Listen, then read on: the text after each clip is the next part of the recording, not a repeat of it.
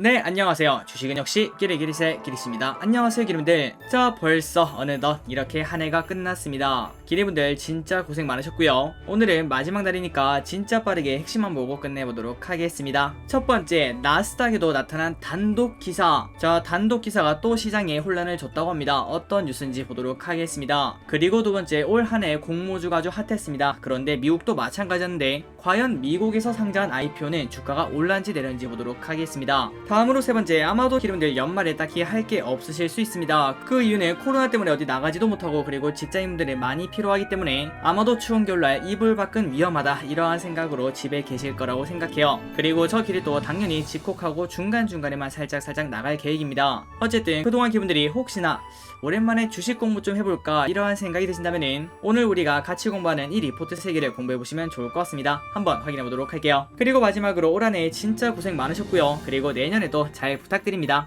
매일매일 주린을 위한 경제뉴스 10분 정리. 오늘은 21년 12월 30일 목요일입니다. 같이 공부하시죠. Let's get it!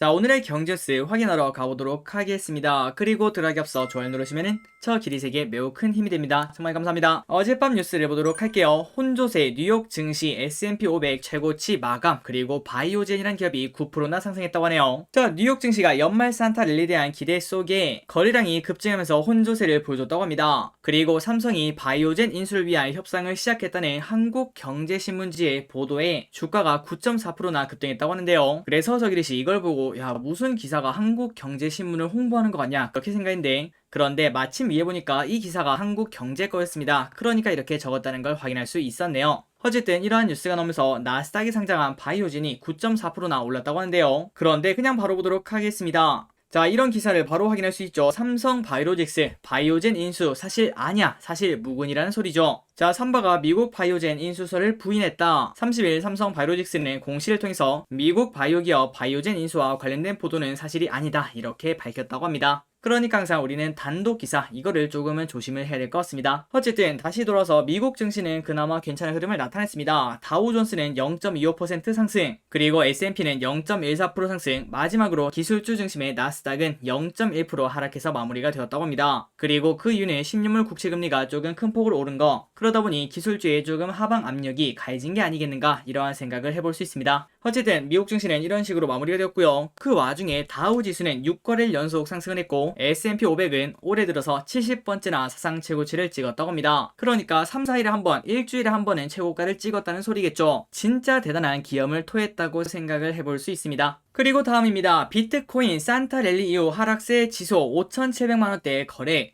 자, 비트코인에서 조금 가격이 빠지는 걸까요? 차익 실현 물량이 많이 나오는 걸까요? 최근 들어 비트코인이 조금 많이 빠지고 있다고 합니다. 자, 29일 오전 7시 36분 기준 국내 암호화폐 거래소 업비트에서 비트코인 하나당 가격은 24시간 전 대비 0.8% 내린 5,700만원대에서 거래가 되고 있습니다. 얼마 전까지만 하더라도 항상 6천만원 위에서 거래가 되었던 것 같은데 어느덧 6천을 깨고 5,700까지 내려온 걸 확인할 수 있죠. 그래서 지금 비트코인 가격은 사상 최고가였던 11월 10일 그때부터 한 달 반 정도밖에 지나지 않았는데 어느덧 31%나 하락한 상태라고 합니다. 그렇다면 비트코인의 가격이 이렇게 빠지는 이유가 무엇인지 한번 보도록 할게요. 비트코인 가격은 지난 23일 뉴욕 증시가 신종 코로나 바이러스 감염증 오미크론 변이 공포에서 벗어나 산타 랠리를 펼치자 동반 상승하면서 거의 2주 만에 5만 달러 선을 회복을 했으나 그 이후에 다시 하락세로 돌아선 바 있다고 합니다. 그래서 블룸버그는 비트코인 하락에 대해서 미국 페드를 비롯해 세계 중앙은행이 유동성을 다시 걷어들이는 긴축 정책으로 선회하자 고평가 기술주 등과 함께 위험자산으로 분류된 데 따른 결과로 보인다 이렇게 분석을 한다고 합니다. 그러니까 긴축 정책을 시작하고 금리가 오르니까 기술주와 함께 비트코인이 빠지고 있다 이러한 생각을 해볼 수 있겠죠. 그렇다면 2022년 당장 이틀 뒤부터입니다. 그때부터는 긴축 정책이 본격화된다고 볼 수 있는데 과연 그때 비트코인의 흐름은 어떻게 흘러갈지 그리고 나스닥은 또 어떻게 흘러갈지 관심있게 봐야 될 것 같습니다. 그리고 비트코인의 차트를 보시면은 지속적으로 저점을 깨고 내려가는 걸 확인할 수 있죠. 그러니까 아직까지는 떨어지는 칼날이 조금 더 많지 않나 이러한 생각도 해볼 수 있을 것 같습니다. 자, 다음으로 골린이 정말 많아졌다고 하는데요. 저 길이 또 진심으로 골린이를 하고 싶은데 시간도 없고 그리고 막상 배우자니 금액이 이만저만이 아니더라고요. 그래서 골린이가 되고 싶다 이러한 생각을 한 지 벌써 1년 가까이 되어가는데 한 번도 시도를 하지 못했습니다. 어쨌든 골프에 관한 기사를 오랜만에 다시 한 번 더 보도록 할게요. 코로나 사태 안에서도 골프 관련 업종은 호황을 나타냈다고 합니다. 그리고 골프장에서는 30대와 60대 여성이 크게 늘어났다고 하네요. 자, 코로나19로 음식 숙박업 등 소상공인들이 경영난을 겪는 가운데 골프 관련 업종은 호황을 누리는 것으로 나타났다고 합니다. 이는 야외 골프장의 경우 집합 제한을 적용을 받았지만 야외여서 상대적으로 감염 위험이 크지 않았고 골프 관련 TV 예능 프로그램 등이 쏟아지면서 골린이가 급증한 데 따른 것으로 보인다고 합니다. 그래서 신한카드는 최근 골프의 진입 장벽이 낮아지며 골프를 시작하는 사람들이 늘었다며 골프는 계절에 민감한 운동인데 이용 추이를 보자면 시즌성을 보이긴 하지만 지속적으로 증가하는 추세라고 말했습니다. 그리고 야외에서 즐기는 실외 골프장은 30대 여성과 60대 여성의 이용 건수가 19년 대비 올해 상반기에 각각 40%, 58%로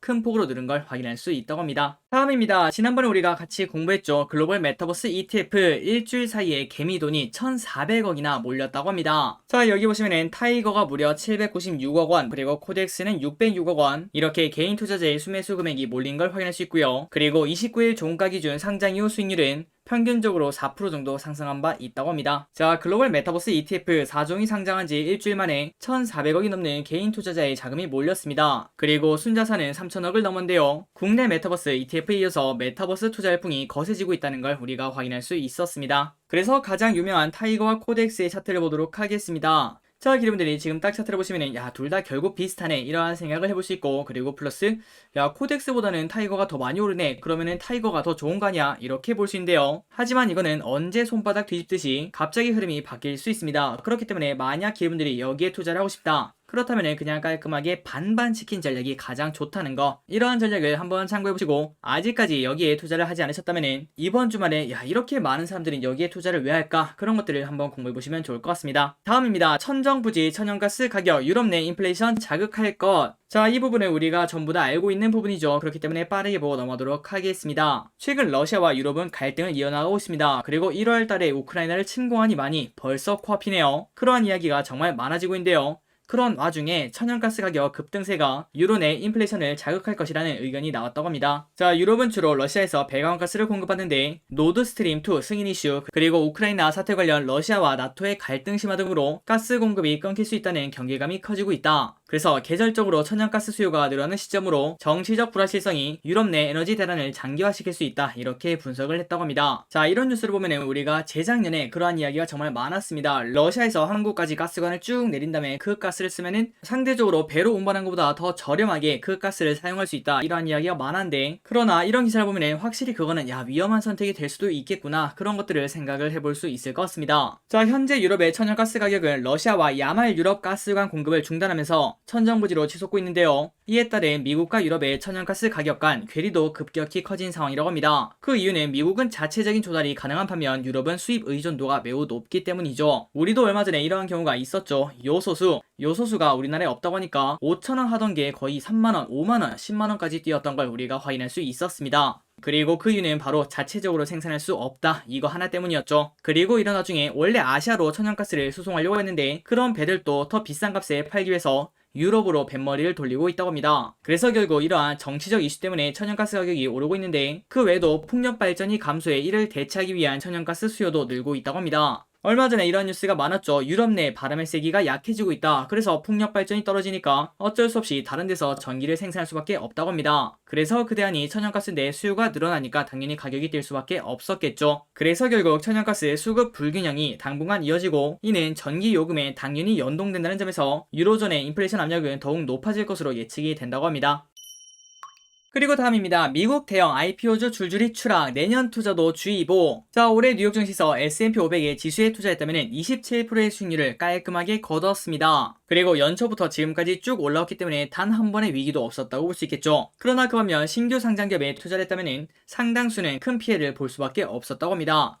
그러니까 소문난 잔치에 먹을 게 없었다는 거죠. 그리고 아래 보시면은 가장 유명했죠. 로빈후드의 차트가 있는데 공모가 대비 지금 가격은 반토막밖에 되지 않는다고 합니다. 그리고 고점 대비 보자면은 엄청나게 하락을 했다는 것도 우리가 이렇게 확인할 수 있죠. 월스트리트저널, CNN 등 미국 언론들은 올해 IPO 열기가 확산했지만 투자 성과는 극히 부진했다고 진단했습니다. CNN은 IPO 10억 달러 이상을 조달한 기업 중 20곳이 IPO 가격보다 낮은 주가에 거래가 되고 있으며, 그리고 IPO 가격 이상의 주가를 유지한 기업은 16곳밖에 되지 않는다고 합니다. 그리고 월스트리트저널은 신규 상장사 중에서 3분의 2가 IPO 가격 이하에 거래되고 있다고 하는데요. 그래서 결국 상장 시 화제가 되었던 기업들이 줄줄이 부진을 면치 못했다고 합니다. 귀리 우유 업체 오틀리 54%, 쿠팡 16%, 로빈후드 54%, 기리추식 61% 등은 대표적인 주가 부진 사례로 꼽히고 있다고 합니다. 다음입니다. 내년 중 편의점, 슈퍼, 비닐봉투 사용 금지 2030년 일회용 전면 퇴출할 계획이라고 하네요. 자, 내년 말부터 편의점이나 제과점 등 소규모 매장에서는 일회용 비닐봉투를 사용할 수 없다고 합니다. 그리고 제과점을 제외한 음식업이나 주점업에서는 종이컵이나 빨대 등 일회용품 무상 제공도 금지가 된다고 하네요. 그리고 정부는 업종과 매장 규모에 따라 점진적으로 일회용품 사용을 규제해 오는 2030년부터는 일회용품 사용을 전면 금지한다고 밝혔다고 합니다. 그래서 결국 이러한 비닐봉투가 사라지면은 다른 대체제는 부직포, 그 다음에 종이봉투라고 생각을 해볼 수 있겠죠. 물론 그 외에도 친환경적인 그러한 상품이 또 나올 거라고 생각도 해볼 수 있을 것 같습니다. 다음입니다. SK하이닉스 인텔 낸드 1단계 인수 완료. SK하이닉스가 미국의 인텔 낸드 플래시 사업부를 인수하는 1단계 절차를 완료했다는 소식이 나왔습니다. 그래서 SK하이닉스의 낸드 사업 경쟁력 강화로 이어져 1위 사업자 삼성전자의 아성을 위협할지 주목이 된다고 하네요. 그러나 아직까지는 다 끝난 건 아닙니다. 지금 SK하이닉스는 총 계약금의 90억 달러 약 10조 원 중에 70억 달러 약 8조 3천억 원을 1차로 인텔에 지급하게 되었으며, 그리고 SK하이닉스는 25년 3월에 남은 20억 달러를 2차로 지급하고 낸드 플래시 웨이퍼 연구개발과 다렘페 운영 인력을 비롯한 관련 유무형 자산을 이전받는다고 합니다. 이 시점에 인수계약은 최종 마무리가 된다고 하네요. 그러니까 아직까지 완벽하게 끝나려면은 3년 정도가 넘게 남은 걸 확인할 수 있습니다. 자, 다음입니다. 여기서부터는 이번 주말에 공부해볼 3가지 기업을 한번 보도록 할게요. 일단 첫 번째, 삼성 SDI, LG엔솔 CATL 대비 주가 저평가, 목표주가 100만원. 현대차증권이 삼성 SDI의 주가가 과도하게 저평가되어 있다, 이러한 분석을 내놓았습니다. 자, 현대차증권 연구원은 29일 보고서에서 최근 동사 주가 멀티플은 CATL 및 곧 상장 예정인 LG엔솔 대비 디스카운트가 과도하다며 LG엔솔 상장 이후 주가 재평가를 전망한다고 밝혔습니다. 그리고 이 시각은 우리가 지난번에 LG엔솔 상장 그 이야기를 할 때 같이 공부를 했었죠.